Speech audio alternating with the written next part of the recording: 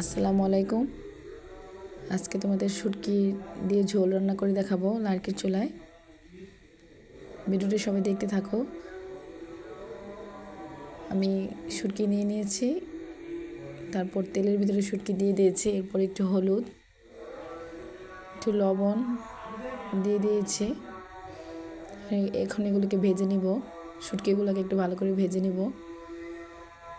দেখতেই পাচ্ছ তোমরা।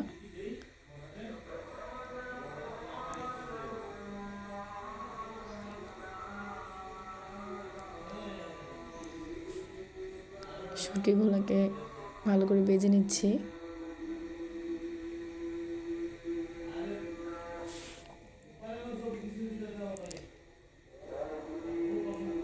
একটু ভালো করে ভেজে এখন নামিয়ে নিচ্ছি।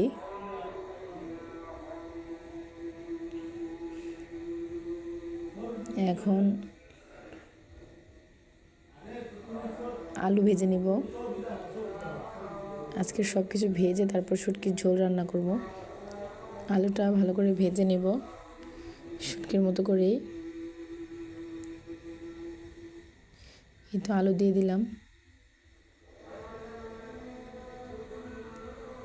এখন এর মধ্যে একটু হলুদ দিয়ে দিলাম আর একটু লবণ দিয়ে দিলাম। এখন একটু নেড়ে চেড়ে এটা মিক্স করে দেব। মিক্স করার পর এটা আস্তে আস্তে ভেজে নিব।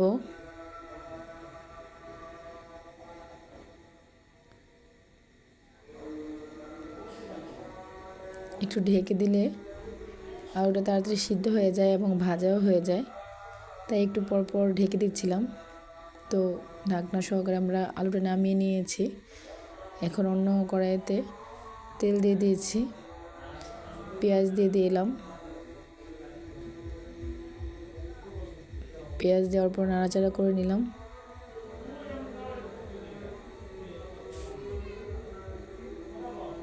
পেঁয়াজটা ভাজা হয়ে গেছে। ভাজা হয়ে যাওয়ার পর এখানে লবণ দিয়ে দিলাম, তারপর একটু পানি দিয়ে দিলাম। এখন এর মধ্যে আস্তে আস্তে মশলাগুলো দিব।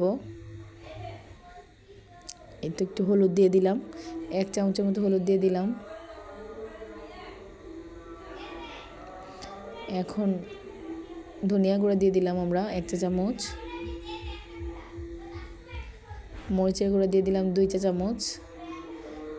এখানে অনেক ঝাল খায়। এই রান্নাটা মূলত সিলেটিদের রান্না, ওনারা অনেক ঝাল খায়।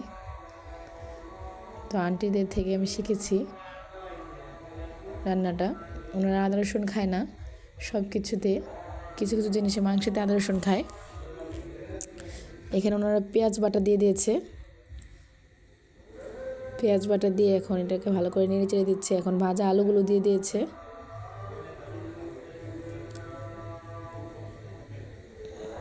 এখন এটাকে ঢেকে দিয়েছে ভালো করে কষানোর জন্য। দেখতেই পাচ্ছ ভালো করে কষে গেছে। আর একটু ঢেকে দিল। এখন একটু নেড়ে চেড়ে দিলাম। এই যে এখন ঝোল দিয়ে দিয়েছি। এই তো এখন শুটকি দিয়ে দিয়েছি আমরা। আন্টি দেখছিল নাড়াচাড়া দিয়ে যে আলুটা সিদ্ধ হয়েছে কিনা।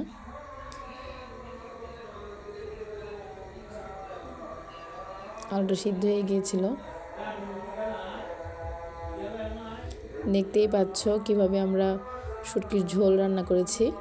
এভাবে রান্না করে দেখতে পারো। এই তো হয়ে গিয়েছে। সবাই ভালো থাকবে। আল্লাহ হাফেজ।